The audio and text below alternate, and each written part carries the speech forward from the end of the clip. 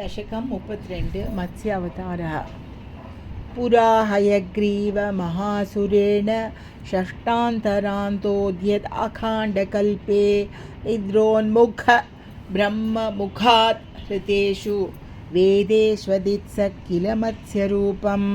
सत्यव्रतस्य द्रमिलाधिभर्तुः नदीजले तर्पयतस्तदानीं कराञ्जलौ सञ्ज्वलिताकृतिस्त्वम् अदृश्यता कश्चन बालमीनः क्षिप्तं जले त्वां चकितं विलोक्य निन्येऽम्बुपात्रेण मुनिस्वगेहं स्वल्पैरहोभिकलशीं च कूपं वापीं सरश्चानशिषे विभो त्वं योगप्रभावात् भवत् आज्ञयैव नीतस्ततस्त्वं मुनिना पयोधिं पृष्टो मुना कल्पदिदृक्षुम् एनं सप्ताहम् आस्वेति वदन् अयासीः प्राप्ते त्वदुक्ते हनिवारिधारा परिप्लुते भूमितले मुनीन्द्रः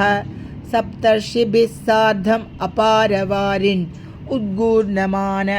शरणं ययौ त्वां धरां त्वत् आदेशकरीम् अवाप्तां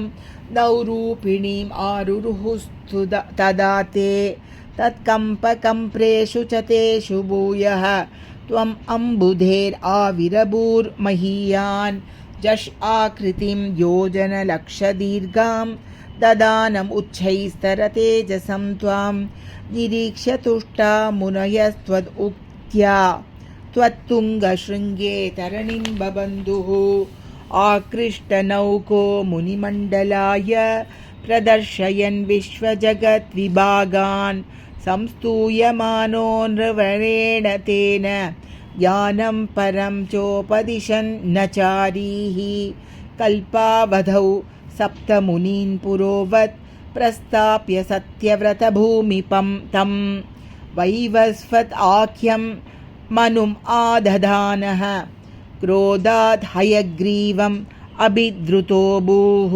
स्वतुङ्गशृङ्गक्षतवक्षसं तं निपात्य दैत्यं निगमान् गृहीत्वा विरिञ्चये प्रीतहृदे ददानः प्रभञ्जन आगारपते प्रपायाः। श्रीकृष्ण शरणं मम गोपिका जीवनस्मरणं गोविन्दा गो।